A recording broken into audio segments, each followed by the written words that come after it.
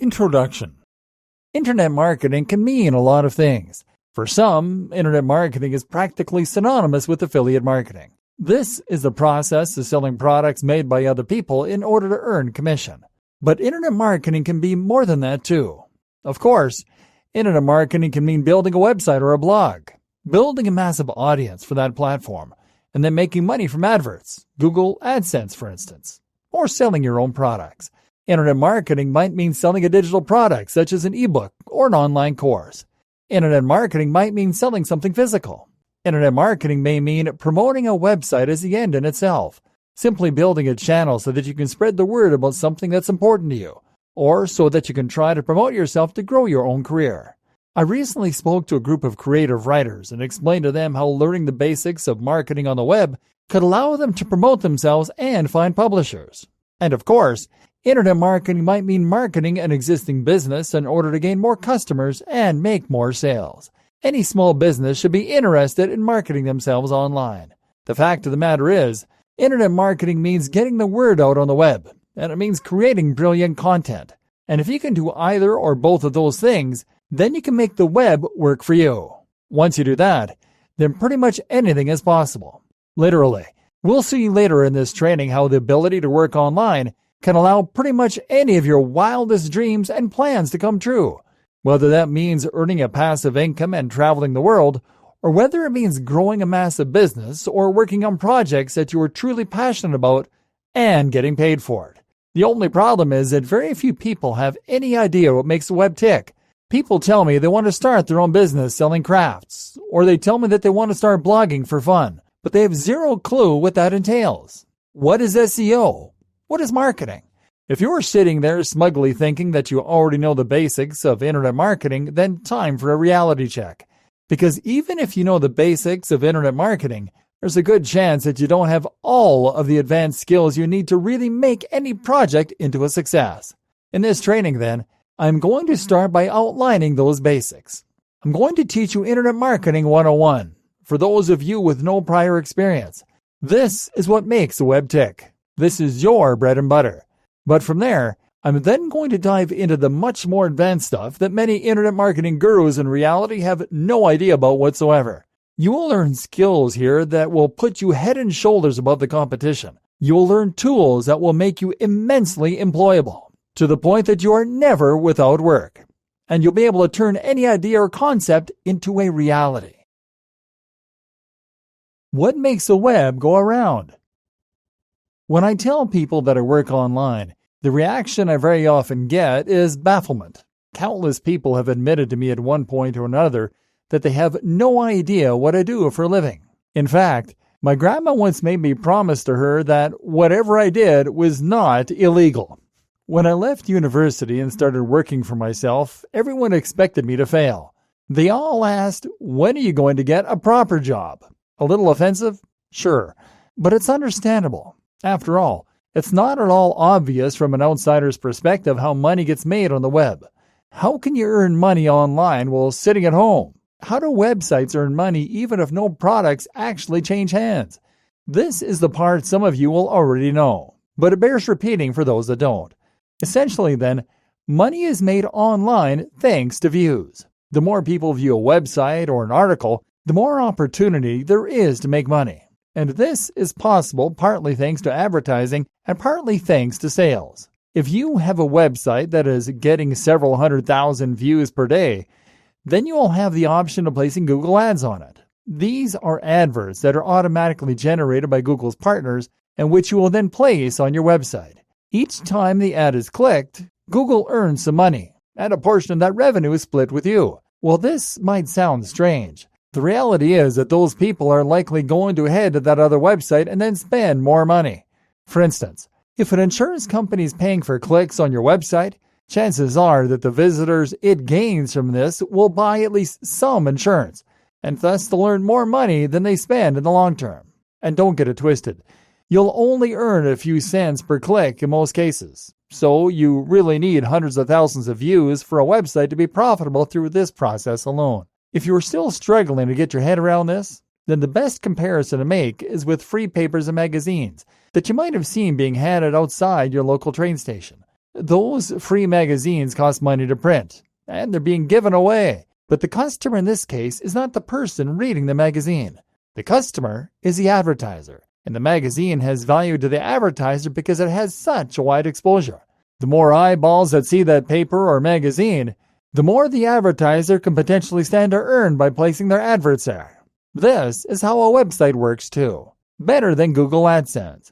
But don't rely on Google Ads to make money from a website, because that puts you right at the bottom of the food chain. Remember, the advertisers are only willing to pay for clicks because they have more effective means of monetizing those visitors.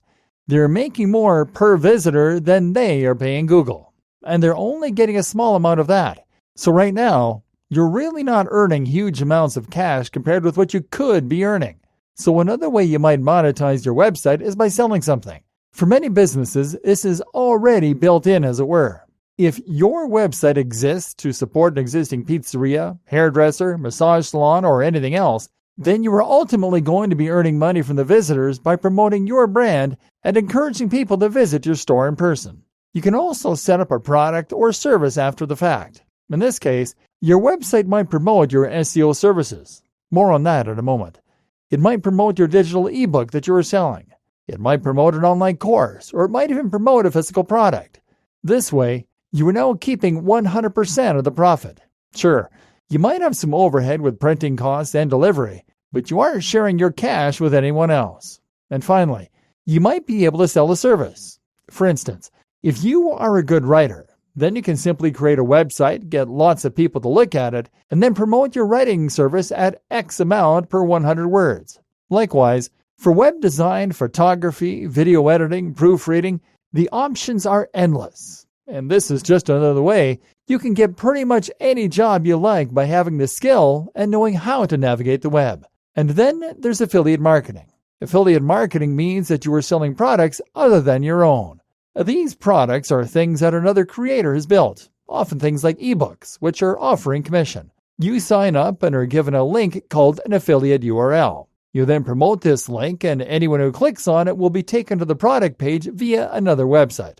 That intermediary website will leave a cookie on the user's computer before sending them on, allowing the store to recognize that you sent them. Now, if they buy the product, you get a fraction of the purchase. This is often much higher than the amount of money you would get from an advert, and can range from a few percent in the case of Amazon products to a whopping 50, 70, or even 90%.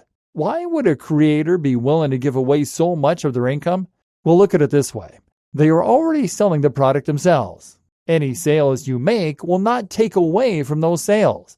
Therefore, any additional sales that their affiliates and partners make will simply mean more income for them. The more generous they are with their commission, the more affiliate marketers they will be able to attract, and eventually, this can lead to them having a legion of marketers, all promoting products on their behalf. And in some cases, these marketers might not help them to make sales, but they'll still be giving them free exposure and improving their brand awareness, etc. So the sellers have a lot to gain this way, and so do you. Through all these systems, then, a lot of money is to be made through internet marketing. If you can do all that, then you can stand to earn a lot of money for yourself by promoting products, services, and affiliate deals. But at the same time, you'll also be highly valuable to businesses that need someone to run their marketing campaigns and help them reach a wide audience. But good internet marketing means not only getting as many viewers on your website as possible, but also making sure that those viewers are truly engaged and that they are fans of what you do. It's one thing to be able to reach your audience. It's a different thing to be able to persuade them. How to do it. Internet marketing. Okay, so now you know why internet marketing is a big deal and how it can help you to make money, find a job, or live your dreams. So now it's time you learn the fundamentals of how to actually get involved. And to that end, the first thing you should probably learn is SEO. Search engine optimization. SEO is search engine optimization. This means optimizing a website, an article, or both for the search engines. The fact of the matter is that Google pretty much runs the web. If someone wants to find information, if someone wants entertainment, if someone wants anything on the web, they will probably start by checking Google. Then they do a search for that thing they want. Let's say they want to buy a hat. They'll probably search for buy hats online. If you are at the top of those results, then you'll make lots of sales. If you aren't, then you probably won't. Thus, what Google says goes. Thus, Google is king. And thus, the world needs SEO. This is how you go about building content and designing a page in such a way that it will be guaranteed to show up at the top of a specific search. And this means by identifying the keyword or phrase that you want, this is the phrase that you think people will search when they're looking for content or information like yours. Once you've identified that, you can then begin to use that key phrase in your content. The way Google works is by using programs called bots or spiders. These trawl the web and automatically index pages in a massive database for Google. Then when someone searches for something, Google checks the database and looks for the most relevant content. It used to be that the easiest way to come across as relevant for Google's sake was to simply lace your content with as many repetitions of the key phrase as possible. Now, this way, Google spiders could see that the content you wrote and the thing the person searched were related. And this way, you would show up at the top of the searches. Now, once upon a time, this was all it took. Now, once upon a time, this was incredibly easy. And the more times you repeated the phrase, the better your chances of appearing at the top would be. The only problem was that this made the web incredibly easy to manipulate, and it led to people abusing the system and putting out low-quality content. This led to websites writing things like, "Welcome to the Best Buy Hats online shop, where you can buy hats online. Buy hats online for your mom. Buy hats online for your dad." Google stamped out this kind of behavior by using algorithm updates that would penalize abuses of the system and that would favor good quality content. Now, Google recommends that you only include keywords using a 1 to 2% density. That means that for every 100 words, only one of them should be a keyword. Likewise, Google also wants to see you using LSI, latent semantic indexing. That means that you should write posting content with synonyms, related language, and natural language around the subject. Google also likes to see longer content, 800 to 1800 words. It likes to see new and relevant content, and it likes to see websites that are being updated and well-maintained. Google also now looks at bounce rates, meaning that it can tell how long someone has been on a web page and if they tend to leave after the first couple of seconds. Then that website isn't going to perform well in searches. Using all these newer methods, Google can now favor content that is genuinely high quality and that answers the user's questions. In Google's case, the customer is the user, and that's who Google wants to please. So while you should write with SEO in mind, you should also make sure that your content is great quality for the user. More on this in a moment. Other things you can do for your SEO including adding keywords in key places, such as the opening paragraph and the title, such as the file names, the names of your images, for example, and the meta descriptions and other tags. The other big cornerstone of good SEO is getting links on other websites. Google views links on other sites as being referrals. And so if you can get a link from a top website, that will do an awful lot to build trust and authority in Google's eyes. Got a link from the BBC? Then anything you post subsequently will much more easily get to the top of Google. That said, smaller links elsewhere are also useful. And note that links are how the spiders find your content in the first place. Google again doesn't want you to manipulate the search engines or to try and trick them, and so it wants to see a link's profile that's natural and organic, as though everyone at once just decided to share your content because it was so brilliant and you had nothing to do with it. This means you should have a varied range of links in terms of the quality and even the wording. Using links that are on relevant sites is a good idea for reaching the right SERPs, industry lingo for search engine result pages, and for reaching the right audience, however. Avoid trying to pay for links because this can get your site badly penalized or even de-indexed by Google. All of this is going to help your site to get seen. And if you post regularly and keep looking for popular topics, then you should gradually begin to grow an audience. In theory, more marketing strategies, SMO, and more. While this is a decent strategy, though, it is also very slow and certainly not guaranteed. It is not therefore recommended that most businesses and brands rely solely on searches for their traffic. Instead, it is also a good idea to be more proactive in your promotional activities by getting out there and reaching out to your audience. For instance, you can do this with PPC. This is pay-per-click advertising, which is a form of paid marketing where you only get charged when someone clicks on the ad. We won't be going into great depth on that here, but suffice to say that this is worth looking into and a skill that you should add to your bow. More fundamental is SMO, or social media optimization. In other words, you need to get out there onto Facebook, Twitter, and Instagram, along with the others like Google Plus and Pinterest, and you need to start marketing yourself. That means you need to post regular content and build a following. Invite people to follow you and ask them to share and like your posts so that their networks see them too. You can also seek out forums, social media communities, subreddits, and more places where people might appreciate your content and where your target audience is likely to be spending its time. There are many more tricks you can use to get the word out about a brand or website too. One of the most powerful and effective is something called influencer marketing. This means that you look for someone on the web who is an influencer, someone who has a large following already, and who can help you reach that large audience. You then message them and find some kind of trade that you can do. For example, you can let them post something to your audience in exchange for posting to their audience. That way, you will both gain some of each other's subscribers. There's much more to internet marketing. Building a mailing list of your top fans is a very good idea, for instance, as is guest posting and writing blog posts for other sites. At the end of the day, it comes down to strategy. You want to gain the attention of real followers, and at the same time, you want to encourage Google to pick up your content and add it to its index. The power of great content. What all this should really teach you, though, is that the internet is practically built on content, and in particular, it is built on written content. That's because a person who uses Google is usually looking for information or entertainment, and mostly this is delivered through the written word. Filling your site with lots of content means that it will have a higher chance of including those crucial keywords that Google is looking for.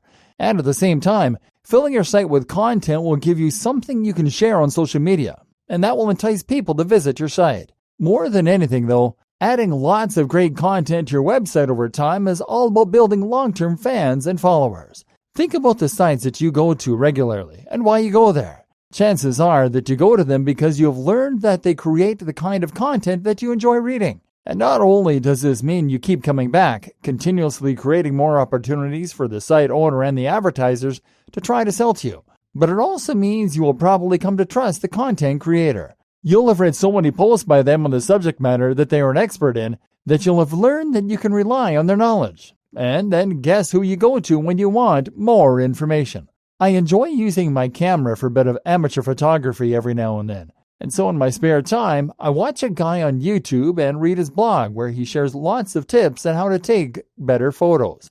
The posts are really fascinating because they show how the right change of angle, lighting, or equipment can really transform a photo into something much more dynamic and much more engaging. So guess where I went when I needed new photography for my website? I went to the guy whose expertise I'd been reading about on a weekly basis. This is the true power of what is known as content marketing. It facilitates other forms of marketing, yes, but more important than that is that it allows you to build more trust and authority in your niche, and to build a legion of truly loyal and engaged followers. And that's why the most important skill you will learn to work well online is writing. How to write for the web. Good writing can be explained fairly simply.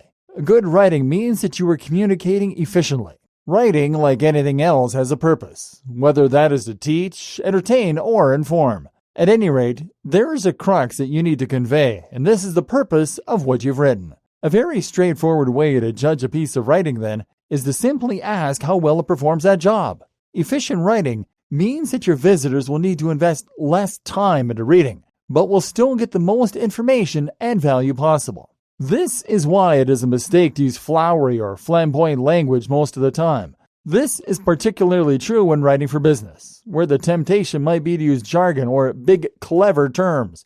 I once worked with a company that was trying to sell an EPOS system, but rather than focusing on conveying what that was or why it was useful for small businesses, all the brand wanted to do was show off with words like cloud-enabled, synergy, and strategy. This was meaningless. It wasted the visitor's time, and it meant most people would leave without reading more, let alone buying. On the other hand, if you can quickly and effectively communicate what it is you want to say, then you will find that people stick around and that very often they are eager to buy from you. This is also true with writing designed to be informative or entertaining, especially in an age when everyone is in a rush and few people have time to stick around long enough to read a whole passage of text. This is also why it is a good idea to use the right structure and layout for your content. Specifically, you need to break it up with lots of images. You need to use lots of different paragraphs, and you need clear and bold headers. Make your content skimmable. So does that mean your content is going to be forever light and fluffy? Or that it will simply be functional and personalityless? No.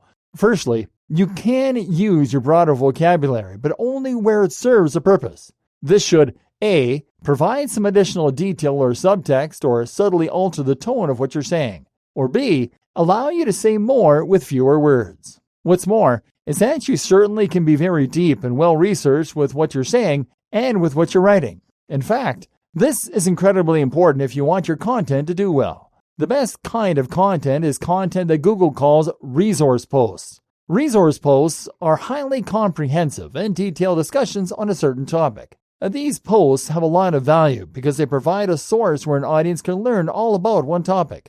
These are highly shareable on social media because they let someone teach another person by sharing a single link. And they also do very well in terms of SEO because a long, in-depth 1,800-word post will have a lot of natural keywords and long-tail keywords, strange phrases that occasionally get typed into Google but which aren't really worth ranking for specifically. Making sure that your content has value is very important in general. In fact, this is the only way that you can do this. Another way that you can make sure your content is valuable is to give it something that is unique, to give it a USP. The biggest mistake I see with articles and blog posts online is to repeat a subject matter that has been done 1,000 times before, while adding nothing new to the table. These include posts like how to get abs or top SEO mistakes. This is derivative and dull. Instead, you should post something that is new and that is unique. This should be something that people won't have seen before and that will really stand out to them. For instance, how about a post that combines two unusual niches? A post that uncovers some interesting brand new scientific research that's relevant to your niche. Or a post that looks back in time to some old forgotten technique. Your content should have an emotional hook, and it should offer something that your audience won't find elsewhere and won't have been read 1,000 times before. One more massive tip, write in a narrative format wherever possible. That means you should be aiming to write content that is phrased in a way that is naturally like a story. Think about something personal you can say about the matter, or just try to give it a beginning, a middle, and an end. Stories work wonders because the human brain has naturally evolved to enjoy stories. We've been listening to stories for thousands of years, and we can't help but to put ourselves in the story, and thereby relate and emote. This makes it very hard to stop listening to a story before the end, and it makes it very easy for us to get caught up in a narrative and stirred by it. Stories hold attention, but they are also highly persuasive. Speaking of which, the power of persuasive writing. If there's one kind of writing you should try to hone, it is persuasive writing. If you find yourself being hired by brands online, then there is a good chance a lot of them will want you to write sales pitches for them. At the same time, knowing how to write persuasively will also allow you to sell your own goods and your own services. When I started working online, I ran a small writing business. I only ever posted a couple of ads, and I got enough business from those to keep me going for years. Why? Because the ad was so well written. The key is to understand the value proposition. More fundamentally still, the key is to recognize that people place orders based on their emotions and not based on logic. In other words, someone will buy from you because they feel emotionally compelled to do so, and they didn't have time to think themselves out of it. So, you need to make sure that your pitch is something that can get people to imagine what life would be like after they've hired you. That means painting an image that will have an emotional response. In the example of selling writing, you might talk about how you can help someone to turn the brand they created into something that is as well respected as the top brands on the web. They can hire someone who will charge very little, but will make their site look amateurish. Or they can hire you, and they can enjoy achieving their business goals. Likewise, if you are selling a fitness product, then the dream or the value proposition is to have abs, to feel confident and sexy, and to meet members of the opposite sex. That's why a great pitch might talk about how you went from being out of shape to being a physical specimen, very happy now with your beautiful wife or husband. Just as emotion motivates, though, it is also emotion that will put people off by buying in some cases. More specifically, people tend to get put off by risk and worry. Humans are actually more motivated by risk than they are by reward, which is to say they normally play it safe. That's why you need to do everything possible to ease their concerns. That means offering money-back guarantees. It means offering social proof, testimonials, and it means offering evidence and proof. That might mean your portfolio of work, or it might mean showing how your promise is different from others. Finally, you then cement the deal by getting the reader or listener to act quickly. People are more likely to act on emotion when they act quickly.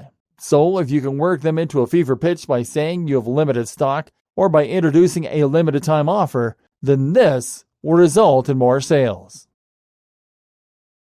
Branding done right. If you learn to write in this way so that you are offering real value with a unique selling point and angle, and with a dream and a vision, then you will stand out from the crowd and 99% of the other brands online. Why is that? Because 99% of brands online just don't care.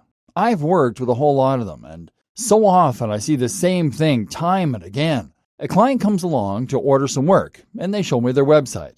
Their website doesn't have a brand. The name of their website is the keyword getgreatabs.com. They don't believe me when I tell them about the 1% LSI, the keyword density, and the organic-looking links. Rather, they just want that keyword repeated as often as possible. They ask for generic titles for their content: best diet for abs, top sit-up exercises, how to lose belly fat. They clearly don't know about the niche they're in. They don't care, and they don't have anything new to say. And as a result, they fill their site with tired, generic, and derivative content that is stuffed with keywords and all tied together in an uninspiring brand. Most of them don't even have a logo, and the ones that do either made it themselves in MS Paint or they paid the lowest amount possible to get something really cliche like a light bulb or a globe with an arrow moving around it. Then they tell people to follow them on Facebook, where they post repeatedly about, check out my new ebook here. They have nothing interesting or new to say. They've done their research, they know the keywords, and they know that this is a good niche to be in. But they don't understand the niche. They have no heart, and so they are destined for failure. Worst of all, they have no skill. Now, take a look at the sites you already read on a daily basis. Take a look at your favorite blogs and vlogs.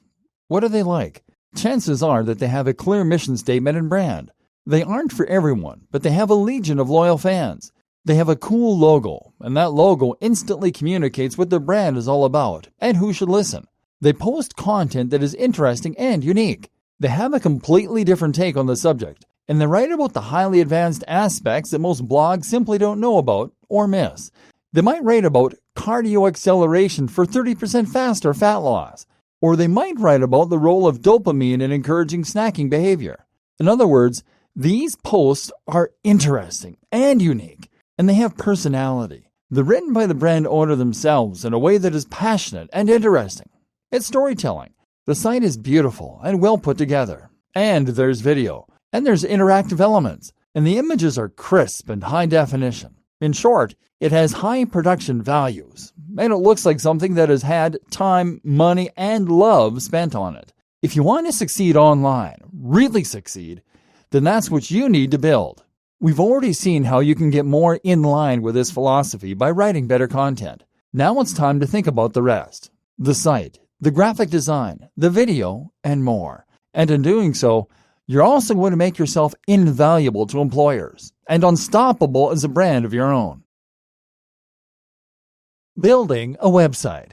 Whether you want to be an affiliate marketer, whether you want to promote your Main Street store online, or whether you want to promote yourself and become a professional singer, you will at some point need to build a website. And at this junction, you have a few options. The worst option is that you pay someone thousands of dollars to make it for you. That's the right idea in terms of investing time and making the effort. But it's the wrong idea because it means that you're spending thousands when actually this is something you can do for yourself very easily and completely for free. If you want a website, then you can have one built in a day that is just as professional as the top sites in the world. Here's how it works. Building a website in a day. Number 1, find hosting. Your first step is to find hosting. Web hosting means that you are finding space on a server. A server, meanwhile, is a large and very fast computer that stays constantly connected to the web, and that lives in a big server room somewhere where it is looked after by a whole lot of people. This server has space on it like any other computer, and you are effectively buying some of that space so that your files can be uploaded and take advantage of that constant connection to the web.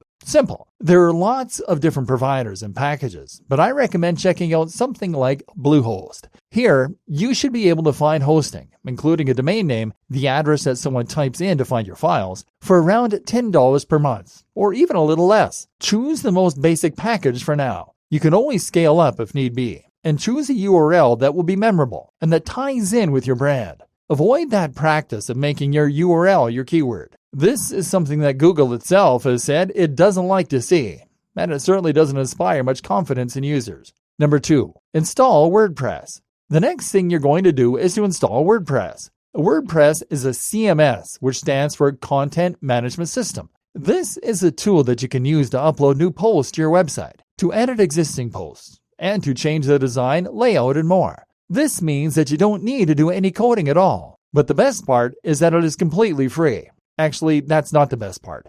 The best part is that it is highly professional. Far from being a website builder, this is the tool that is used to build a quarter of the websites on the net. And that includes some of the biggest brands out there like BBC America, Forbes, Huffington Post, Mashable, you name it. There is simply no need to pay for a limiting service like Wix. What's more, is that WordPress will allow you to benefit from the huge community of developers, meaning you can download additional features and design elements for free to completely change the look, layout, and functionality with just a click. And as though all this wasn't enough, you can even install WordPress itself with a single click using the majority of hosting providers. There's simply no reason not to use WordPress. Most of the tools you'll encounter and want to use, from e-commerce tools to SEO optimization to widgets, will be designed for WordPress. And not only that, but seeing as WordPress powers some of the biggest sites on the internet, you know that it is least possible to achieve this success with WordPress. You know that it is SEO friendly, for instance.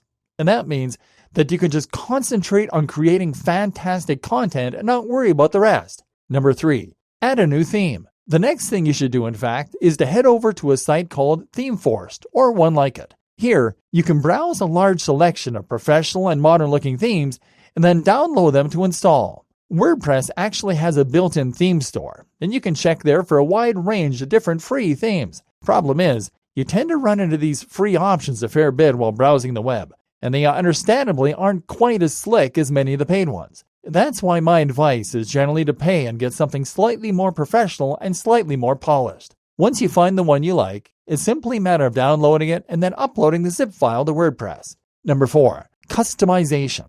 It's similarly easy to add plugins, which are small apps that run on your website either behind the scenes or front and center. These can include things like social media buttons to integrate your SMO, or they can include security features. Install a few of these and then find the customization tools in the WP login in order to set up how you want the site to look, the name, the copyright notice, and the rest. That's really all you need to do to make an amazing website, and then it's a matter of adding a stellar logo.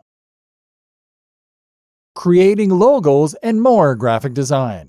Using your new web design skills, you can now build a site for yourself or for clients. But the other part of web design is the design bit. And in fact, this is another highly in-demand skill that it really pays to learn.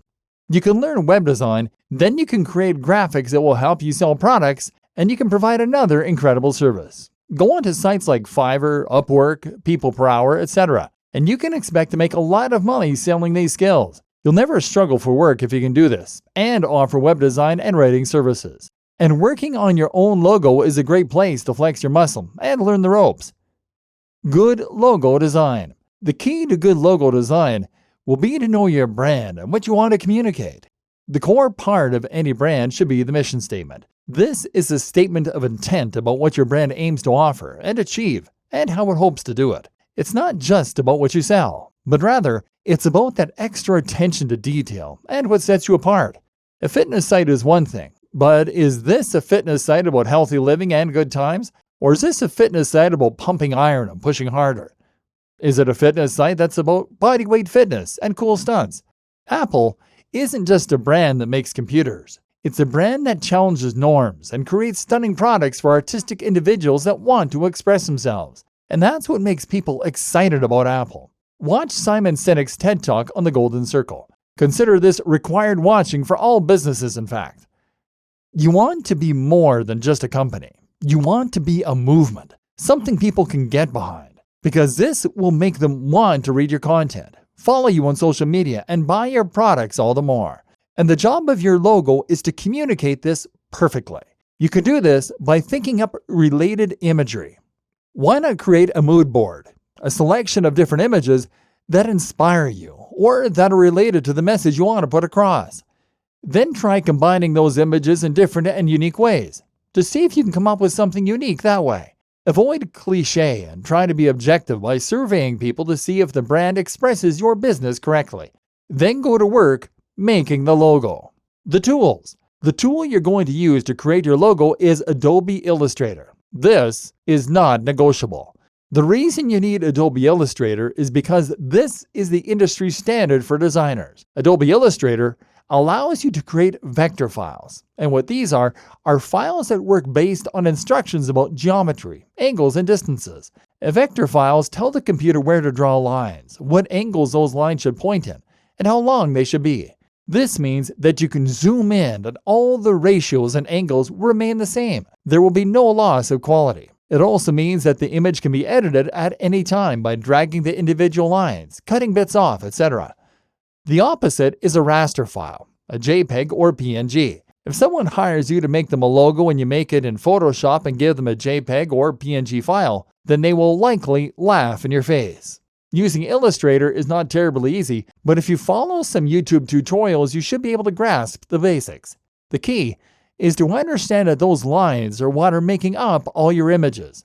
These can be drawn individually and are called paths. You can then add nodes onto those lines called anchor points and drag those around to lengthen or alter the angle. By drawing multiple paths and having them intersect, you can then select them at the same time and choose to join those lines. Now they become the outline of a shape, and you can fill it or drag it around as a single element.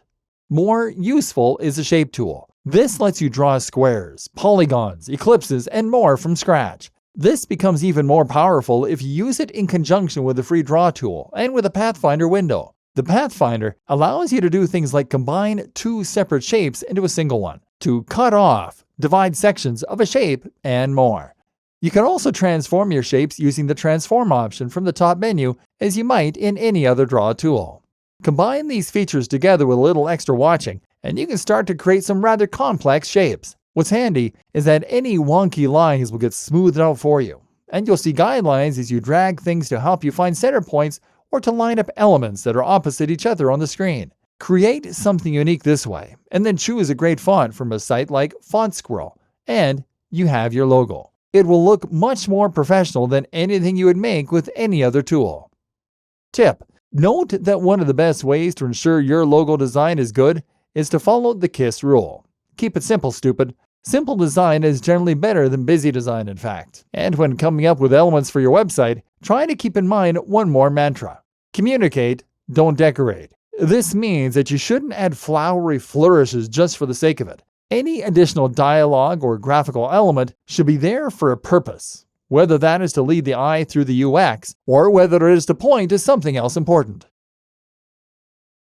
Photography, an underrated web skill. Our aim here is to turn you into the web equivalent of a triple threat. In Hollywood, a triple threat is someone who can dance, sing, and act. Already, you know the basics of marketing. You can write, you can design, and you can build websites. That little bit of extra knowledge puts you head and shoulders above all those webmasters and marketers that just spam the web with derivative content. The next thing to look into learning then is photography. Photography is another skill that can help to elevate a brand to the next level online. And this is in a lot of demand among publishers. That's because photography can be used to accompany a blog post and make it look more engaging and interesting. And it can also be used in order to promote a product and make it look like something that people will be eager to buy. Photography can really help to sell the dream, as we discussed, and this is particularly powerful when used on social accounts such as Instagram, where it can help you to make a massive impact by promoting a certain lifestyle and dream. Learn photography, and you've learned just one more skill that 99% of people who try to make a name for themselves online don't know.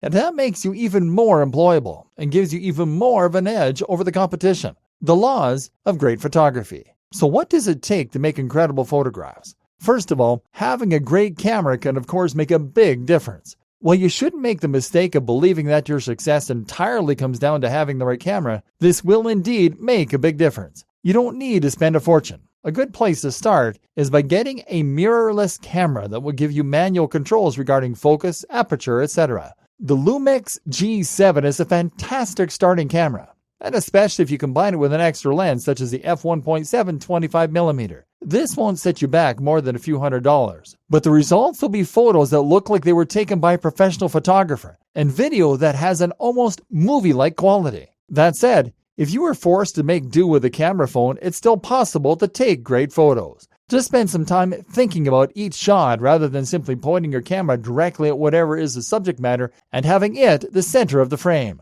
Try to be more original and creative in your photos and ask yourself, what is the story you're trying to tell? What do you want to convey through your images? What emotion are you trying to evoke? How could this shot be made more interesting? A good starting point is to consider not just the foreground, but also the middle ground and the background. This can help you to create a sense of depth, and when done well, this should lead the eye deeper into the picture and create more of a sense of 3D.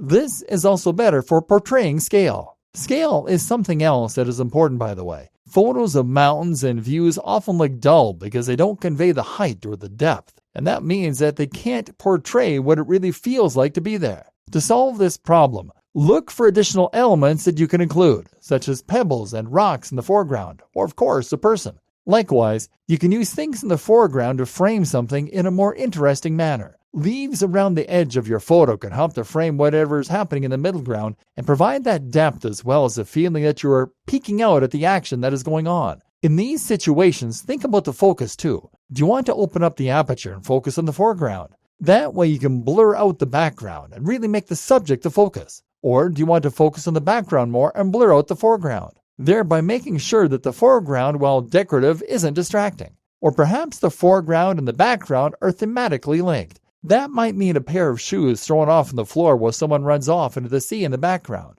This works well because it tells a story rather than simply showing a static and dull image. Upward angles tend to make something look bigger and thus more important.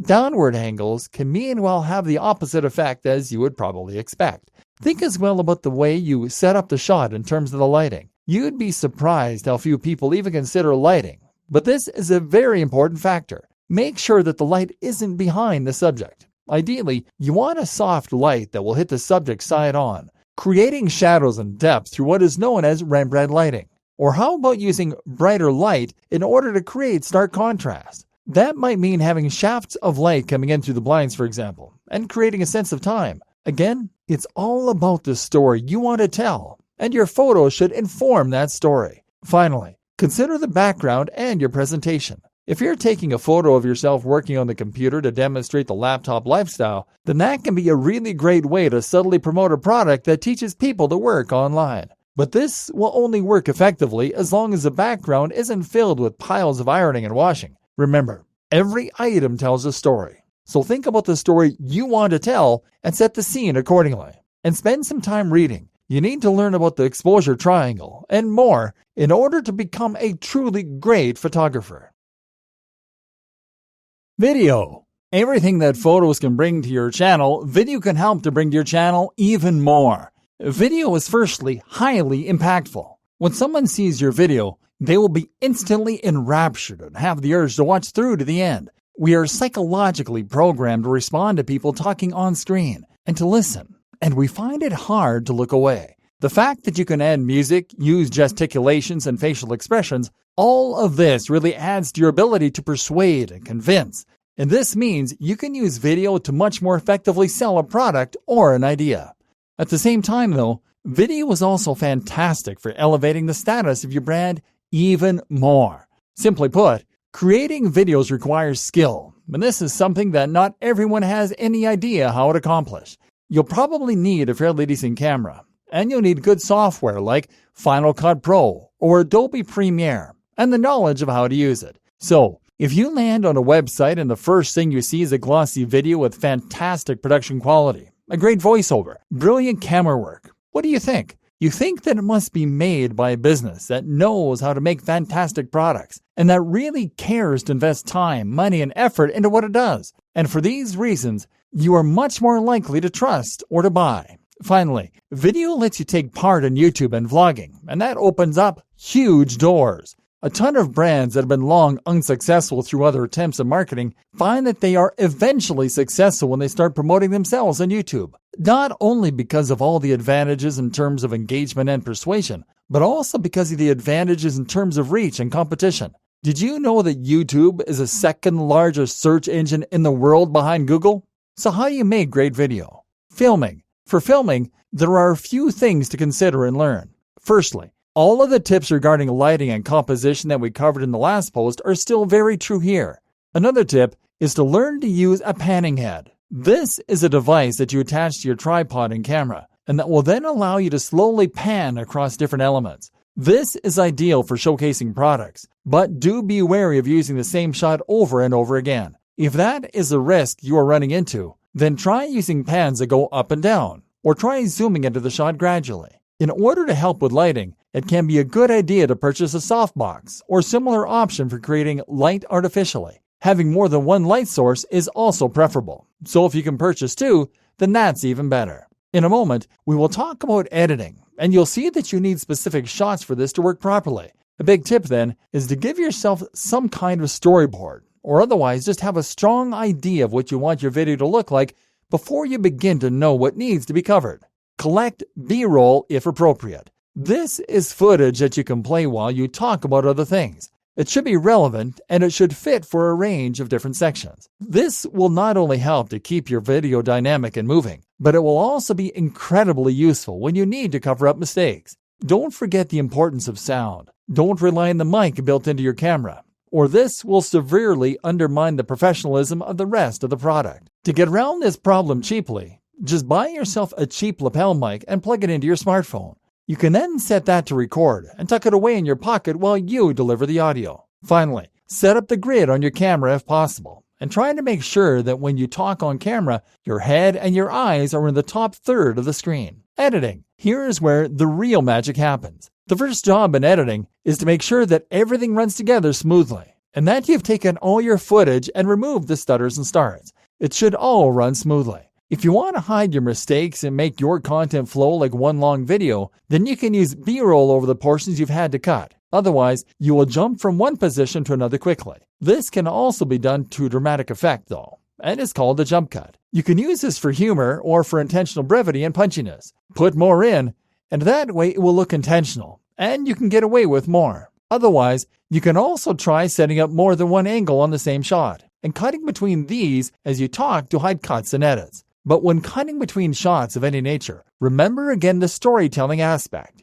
Your aim is to avoid jarring the user by jumping randomly from one shot to another. When cutting within the same scene, a technique often used is to cut on action. That means you cut during a movement, and you continue the same movement in the next shot. This disguises the edit and makes the footage flow more easily. You can likewise try to link shots based on the subject matter, or you can link shots based on where the user is looking. Use these strategies and look into others, like L-cuts, to take your video game up a level. Then make sure to add a little background music. You can outsource this on a site like Fiverr, and add your logo. Add some bottom thirds and a good opener, and you'll have something that looks immensely professional, and can really build trust and authority. A quick tip for those that are trying to build momentum on their own YouTube channel is to not make your videos too long. This whole process can take a lot of time, and if you want to make consistent uploads, then you shouldn't make your workload any bigger than it has to be. Developing your skills further. Of course, if you really want to enhance your skill set, then it will pay to also learn After Effects. This is the tool that can be used in conjunction with Premiere in order to accomplish all kinds of awesome things, from retro 80s intros to incredible video openers. This will raise your game to the point where you're creating inspiring and completely original work that many creators will boggle at. And this just goes to show that the more skills you choose to add to your repertoire, the more you will grow and the more opportunities will come your way. So what else can you learn? Well, I would highly recommend that you learn to program. Learn to program, and you can rest assured that you will never be without work. Learning to program gives you the ability to build apps and to create far more complex websites. More than that, though, it gives you an area of expertise that is in very high demand and that a lot of people know nothing about. I was recently approached by a company to write content at $2 per word, and the project was several thousand words long. That's right, they were offering thousands of dollars for a couple of articles. This is a difference that comes from knowing any subject matter well. And there's so many jobs for coders on the web that it's unreal. If you learn Java or Python, then people will come hammering on your door. And even if you don't choose to take them up on their offer, creating an app and selling it on mobile is a fantastic form of a digital product. This goes for whatever your area of expertise is. Develop it and turn it into something that you're really a top-level expert in. Want to run a fitness website? Then go and get that personal training degree. It's expensive, but the qualification will make a huge difference to who listens to you and who hires you. Likewise, pretty much any skill you have can be incredibly useful online. Not so hot at writing or design, but great at music? For instance, there is a huge demand for music that people can put on their YouTube videos, or they can use to market in other ways. This is a gig you can sell very effectively on Fiverr. That can also be the nature of your content. Want to be a famous rock star? Then set up a website and a vlog. Put out your music and get noticed, and eventually you might get contacted. And while you're at it, you could also turn that photography skill into something you sell. Stock imagery sells for a lot on the web. Other amazing skills to learn are 3D CAD design, manufacturing. The list goes on. So don't just write content and call yourself a marketer. Learn these skills and become absolutely unstoppable. Then the web is yours.